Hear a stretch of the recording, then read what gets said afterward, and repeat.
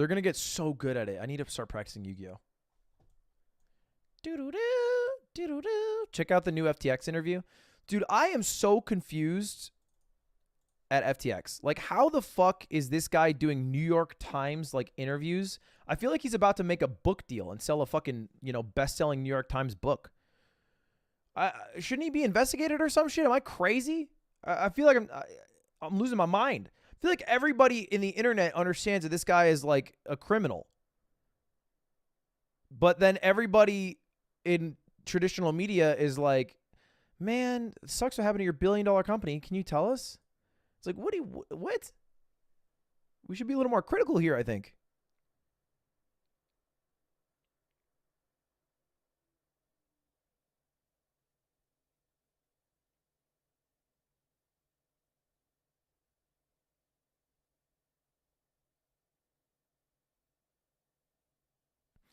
All right.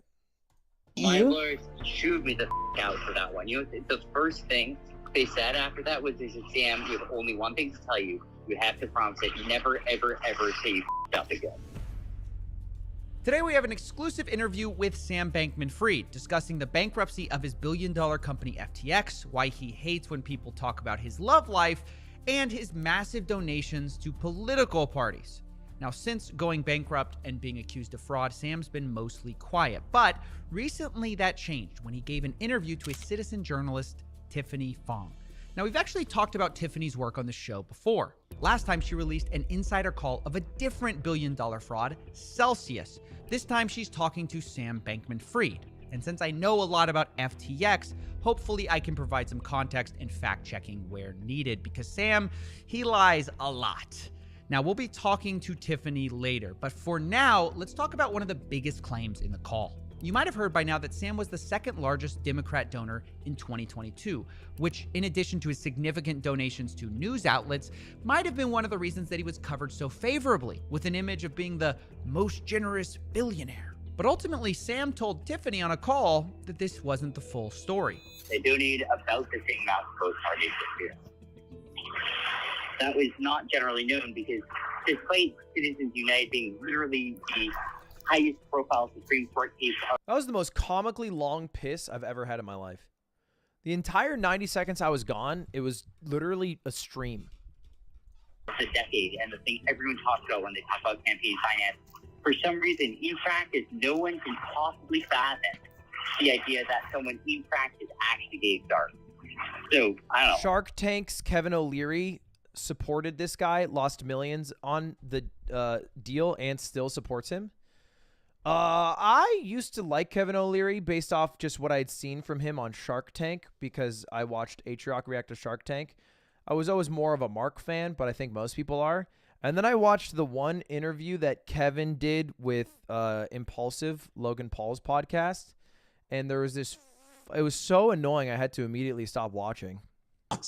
But they spent like the first fucking couple minutes just talking about his watches and how rich and nice his watches are. Mr. Wonderful. Is that a Richard Mille on your wrist? No, this is a hot new company. You know, I'm huge in watches. Here we go. And they, you know, listen, I don't own any equity in them. I just appreciate the art of making great pieces. Aventi, and they're out of Australia. And I always tell these young watchmakers, listen, I'm very supportive. But make me a single one-of-a-kind piece that I could feature on Shark Tank. And this is going to be this season's. This is a crazy watch. I mean... And you're not involved in the company? No. Sometimes I just want to help the artist. I like that. It's just... I've made lots of money, and, I want to give back a little bit here. Huh. But people know me as a watch guy. And, they really look at what I wear, particularly on Shark Tank all around the world. I got the red band. And so these days... I got a lot of watches already. And I say to all these makers, look, I don't need another watch. I try and wear 4 a day, and I still can't get through, a tenth of the collection. So I'm saying, okay, great. Make me one of a kind. Go to town, make me something really unique. I'll make it famous, and then we'll auction it for charity. You're a good guy, Kevin. Hey, listen, I'm happy to do it. Mr. Wonderful. I'm happy to do it. But, these pieces, particularly in my classic. Maybe it's because he calls himself Mr. Wonderful. All my Republican donations were dark. Wow. Sam is claiming he gave Republicans the same amount, but under the table.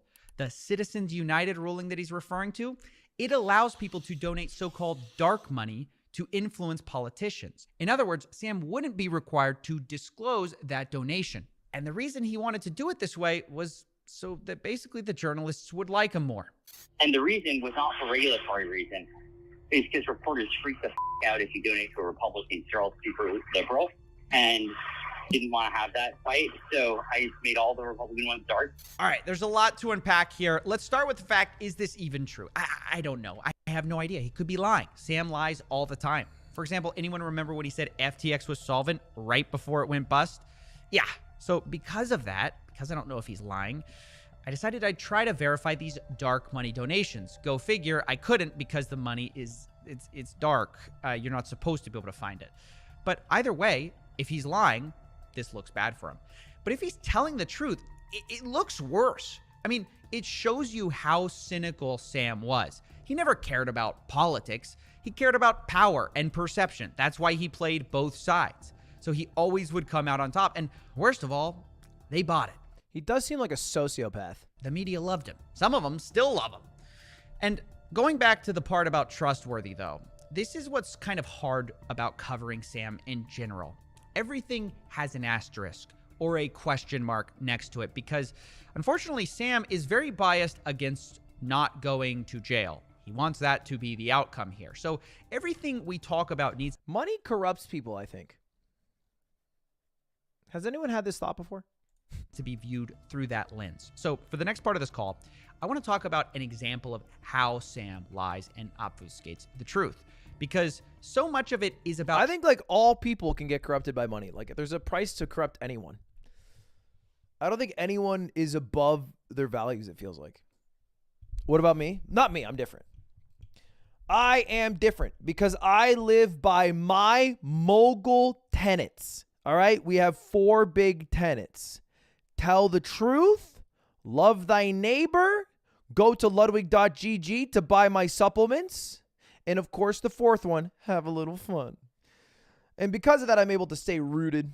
It was so that basically the journalists would like him more. And the reason was not for regulatory. Go figure, I couldn't because the money it's dark. You're not supposed to be able to find it. But either way, if he's lying, this looks bad for him. Smoke weed? I've never smoked weed ever in my life, ever. My entire goofy and fun-loving personality is entirely based off of how I lead my life in my 4 tenets. Telling the truth, it looks worse. I mean, about covering Sam in general. Everything has an asterisk or a question mark next to it because, unfortunately, Sam is very biased against not going to jail. He wants that to be the outcome here. So everything we talk about needs to be viewed through that lens. So for the next part of this call, I want to talk about an example of how Sam lies and obfuscates the truth. Because so much of it is about trying to craft an image with Sam. Obviously, we just talked about how he tried to craft an image of being this generous billionaire, but after the FTX blow up, well, he can't be that anymore. What's the new image? It's crazy that he was a billionaire here, and he looks like a smasher that would go 1 and 2 and play Young Link. Well, instead of being a fraud, the new image is a smart guy who made an embarrassing mistake. And you'll Liver King deleted your comment? No way. No way.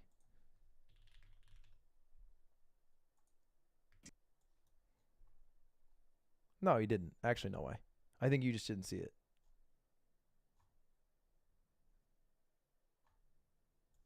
That'd be crazy if he deleted it. Because I don't even feel like I'm being, like, mean, you know? I think the meanest thing in there is that I said that he stated that he said he was rich at the start of the video, but... You'll hear that... Refresh, it's gone for me? It's shadow banned? Wait, hold up.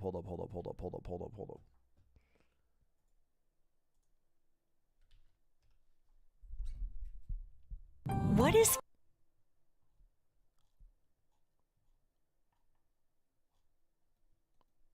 Wait, no fucking way! Hold up.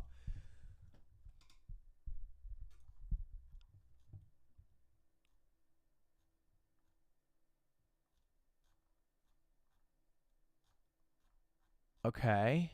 He's getting a lot of comments. It was probably like, what, 10 minutes ago that I commented that? Hold up, I can see on this. I commented 10 minutes ago. Yeah, so we have to get to 10 minutes ago. All right, this is 4 minutes ago, 5 minutes ago, 6, 7, 8, 9, 10.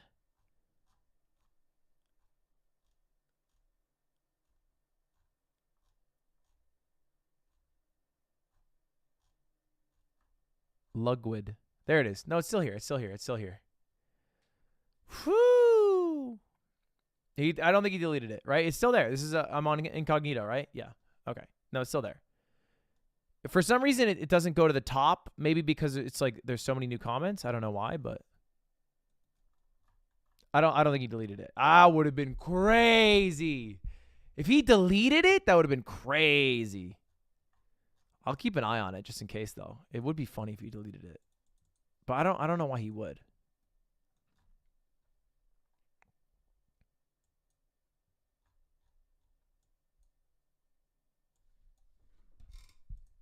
And how he answers this next question, which is essentially talking about the backdoor in FTX, which was used to defraud customers. And pay attention to how he answers it. See, I mean, I feel like there was something about a backdoor that allowed you to execute commands that could alter the company's financial records without alerting others.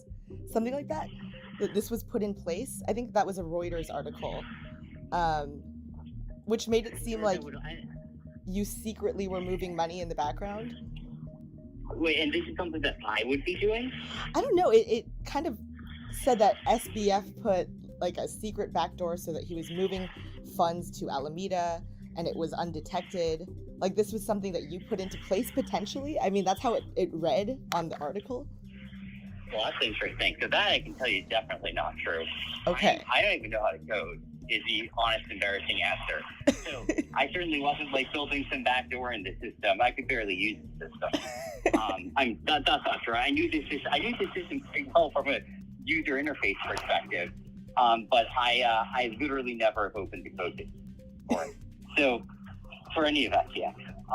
So I certainly didn't build a backdoor in there, and I don't know exactly what they're referring to. I find this response to be so telling. Because Sam is lying here while telling the truth. I mean, it is technically correct that he didn't build the backdoor in FTX for Alameda. But he wasn't even the person accused of building it. Because it turns out Tiffany had misremembered the Reuters article. It wasn't Sam. It was Sam's right-hand man, Gary Wang, who was accused of building it. Now, this is obviously a simple mistake, and Sam would know what she's talking about, who she's talking about, and that Gary had built it. But instead of answering the real question, Sam uses this minor slip-up to create a loophole for himself to dodge accountability. Oh, what, I coded it? No, I didn't code it. I don't code. That's clearly a lie because I don't code at all. See, this couldn't be true because I don't code. And he frames everything as this preposterous idea while full well knowing that his partner is the guy who built it. And he uses it to dodge the part of the story where he stole money and springboards into the part where he can sell his preferred narrative, that he just made an embarrassing mistake.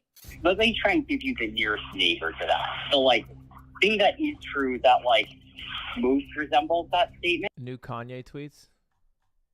I don't care. I feel like if you get that bogged down that you're looking at the day-to-day tweets from Kanye, you're too deep in the sauce. Like, you don't want to go, I checked, it's wild. Okay, you're baiting me. Presidential posturing. This one? This one? Kanye West, a prayer for world peace. Dear God, thank you for all creation. In spirit of Jesus and all teachers who of peace who inspire, help me in all the people. Lower?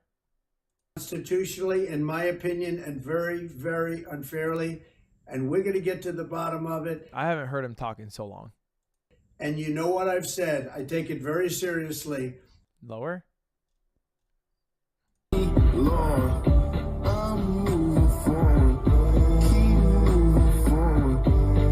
Keep going?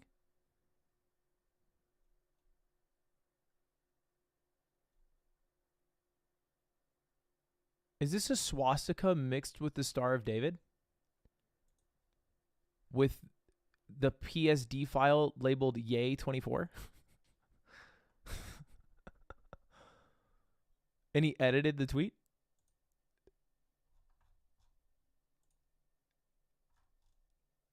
It was originally Yay24. Then he changed it to Yay24 love everyone. # love speech. Yeah, you know what? Good edit. Really saved it. For a moment there, I was like, wait, is he just tweeting out a swastika that's just hateful towards like anyone with, you know, any connection towards the Jewish people or empathy at all? But then when he put in # love speech, I was like, oh, that makes sense. He's spreading love by spreading Nazi propaganda. Look, I get the sentiment of love everyone, love thy neighbor, be nice to everyone, give everybody the benefit of the doubt. But I don't think that you have to give the benefit of the doubt to the Nazis first. Like, if you needed to give people the benefit of the doubt, why not give the benefit of the doubt to, like, I don't know, the Jewish people in Hollywood that you seem to be really upset by?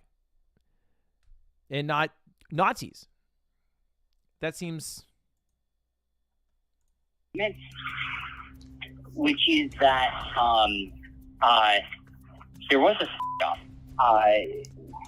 long, and I was wrong. I was incorrect on Alameda's balances on FTX by a fairly large number, an embarrassingly large one, and it was because of a like. We're gonna ignore what Otto said. We're gonna glaze by what Otto said. Otto, this is a great experiment on not saying everything you think. Very poorly labeled accounting thing, which was a historical artifact of a... I remember being a kid and I would doodle on paper, and one time I was just drawing shapes because I didn't know how to actually draw. So I like drawing like squares and stuff, and I drew shapes, and sometimes I'd think they were cool, and I drew something, and it wasn't exactly it because I didn't know what it was. But like you just end up drawing enough, you end up with a Nazi symbol, and I did that once, and a teacher was like, she was not mad at me, but she was like mortified for me. And but it was like I was like young enough that she's not gonna explain what the Holocaust is. I'm like in 2nd grade. She kind of just has to be like, hey, I don't draw that. And it's like, okay, sure. I don't know why, but time before when like from before FTX. She sits down a 2nd grader. She's like, all right, so you don't know how to do addition really yet, but let me tell you a little bit about 1933. Had bank accounts, and the result of that was basically there was a time way back yonder when people would wire money to Alameda and then actually credit it on FTX. That just basically never got screwed up, and that was like a pretty big miss, and meant that Alameda was like substantially more levered than I thought it was. I don't know if that's what that comment's talking about, but that's the best thing I can, the sort of closest thing I can think of for it. This is the image Sam wants to sell you. One where he didn't steal money, he just fell prey to a mistake, a historical artifact, an accounting error. Honestly, sounds like it could happen to anyone. You forget you had that number in the spreadsheet, and oops, it turned out to be $8 billion of your customers' money. Now, he's not explicit about what this accounting error was, but I can guess based on what he said, because back in the day, FTX didn't have a bank account for customer funds, so they had customers wire money to Alameda Research, their sister company, instead of FTX, and FTX would then just credit that money to their customers' accounts. So I'm guessing Sam's explanation here is that they mislabeled those incoming funds to Alameda as Alameda's funds, and then somehow forgot that they owed those FTX people their money. It's just a number on a website somewhere. When they go out to cash it out, all of a sudden it's like, well, oh, I thought that was Alameda's money. That's the strongest defense I can maybe think of here, that, oh, we had this complicated accounting system that was confusing and we screwed up. Oopsie doopsie, we lost $8 billion. And crucially, you'll notice that Sam's explanation requires no amount of fraud or stolen money. It's just a poorly labeled account. It's an embarrassing mistake. And we even saw this end up on one of Sam's internal spreadsheets as a, quote, hidden, poorly internally labeled fiat account.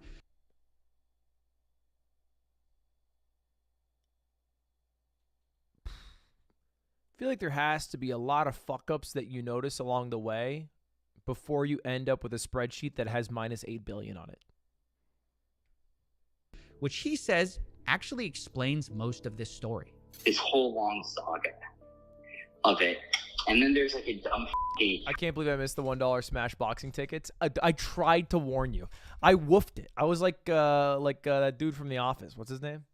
I sent out a Discord. I tweeted multiple times. I Instagram storied. I went live. I made a YouTube video where I threw it in. You can't plug more than I plugged. I even leaked yesterday. I was told so expressly that I cannot leak because we cannot afford to lose a certain amount of tickets to this. And I did it. Wait, $1 chess tickets? Okay, you are a little bit late to the party. account that we labeled confusing weights. You didn't post the Instagram story? Yeah, I did. 4 years ago. And that was like 2/3 of the whole saga.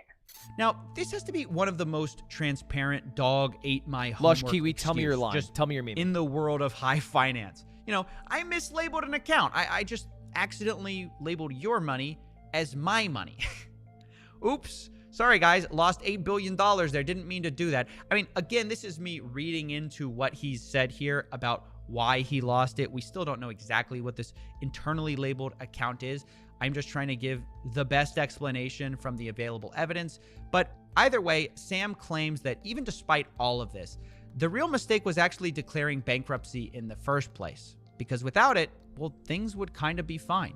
And like, then the saga ends, and I honest to God believe if I hadn't filed for bankruptcy, all users would be whole and withdrawals would be on FTX right now. How would the money come? And not just US, international as well. And I might still get there. We'll see. I don't know. It might happen, it might not. But 8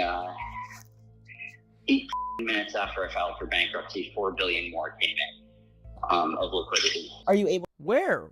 to add it to the estate?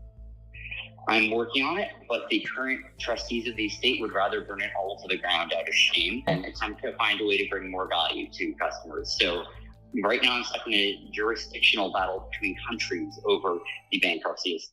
All right, a lot more to unpack here. Sam claims that FTX and FTX US would have basically been fine had he not filed for bankruptcy because he got $4 billion in liquidity minutes after filing. Now, the problem with this is that we just have no evidence any of this is true. And given all the past claims of Sam that have proved to be wrong, like his solvency, I find this very uncredible. It's very convenient when you think about it that, oh, we got a bailout right after I can't help anything anymore. And that those darn bankruptcy lawyers just want to burn it all down. Okay, here's the crazy part, though. Even if you got $4 billion, you're still $4 billion short, which is a crazy spot to be in. It's crazy that you can get $4 billion instantly and then still be $4 billion short. You got to find like so many more couches. Somehow, I doubt that anybody would turn down $4 billion for customers, but that appears to be the story Sam's sticking with. In addition to this, Sam also insists that FTX is not as bad off as people say. Here's him responding to a claim that users will get almost nothing from the bankruptcy. Well, I mean, not nothing. Like, I think, that's not counting like just liquid assets that are there. I think if nothing happens, if I can never do anything again and they're left to their own devices, eventually US will get a penny on the penny, a dollar on the dollar once they get around to admitting that. And international will get, 20, 25 cents on the dollar. So I don't know exactly what, something like that. Now, these are just more wild lies from Sam, specifically about the part about FTX International, which is hopelessly insolvent. He claims it only needs $4 billion, but that's not true. The only way he arrives at this number is because he's counting billions of dollars in coins that FTX has as real money, while full well knowing he could never sell that. So I find this to be kind of dishonest because, like, if I create Coffee Coin and create 1 billion tokens, sell one of them for $1, technically my market cap would be $1 billion. Didn't Max Fosh do that to become the richest man in the world? He created like 1 billion shares, sold one of his shares for like a penny or $10 or something. But you'd be a fool to actually believe that's what I'm worth. But that's essentially what Sam's doing with his own balance sheet. He's treating these coins, which he owns the majority of, as if he could sell them at the current market price, which everyone knows he can't. And it was not very legal of him. Was it not? Was it illegal to do that? I just saw the idea.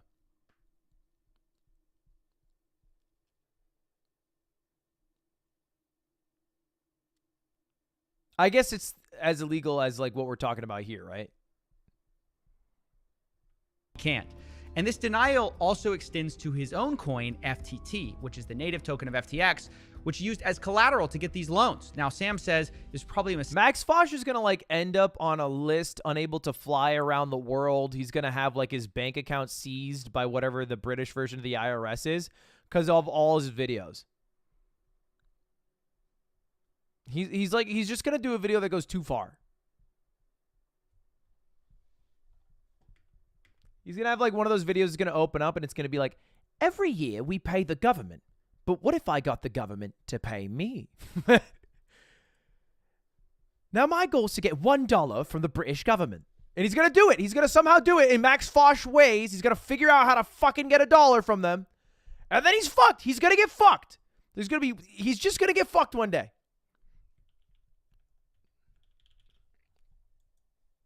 Stake to use them as collateral, but he argues that FTT was really valuable, although hearing him explain how is pretty interesting.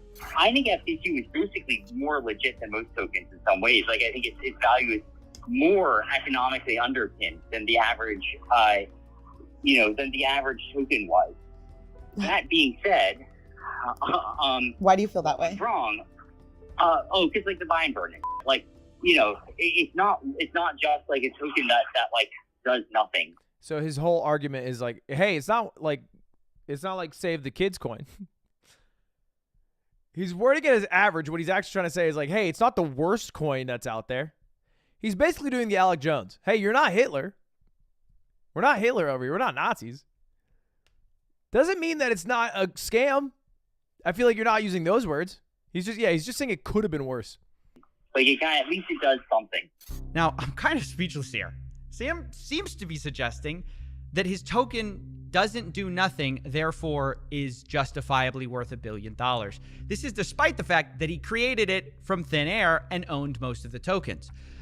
It's just so insanely cynical, in my opinion. His real justification for its use case is only these buy and burns he did with the FTT token, which is just basically where FTX spent money to buy up a bunch of FTT tokens, which they owned most of. So it's literally arguing that pumping your own price makes a token valuable. I don't know. It's akin to saying my Ponzi is better than your Ponzi because I pump my own money back into it sometimes. I don't know. It's ridiculous. And it reminds me of a video we did 6 months ago where Sam described everything as a Ponzi scheme.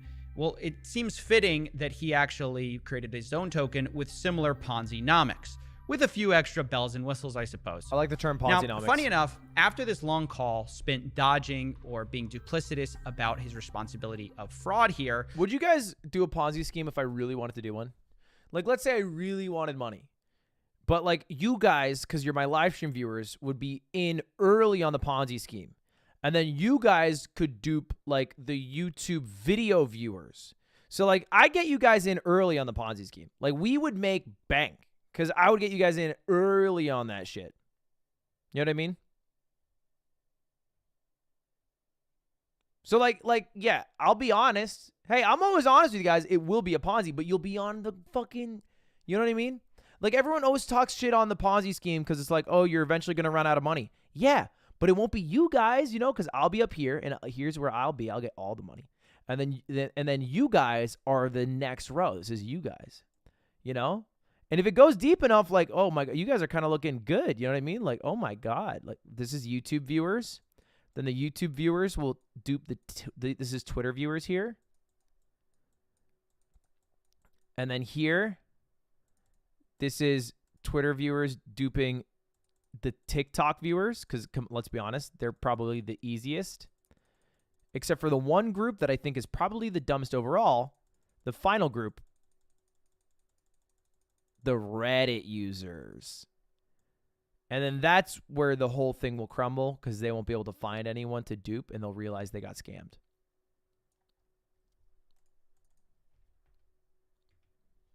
Sam, not Facebook? Well, you would need people.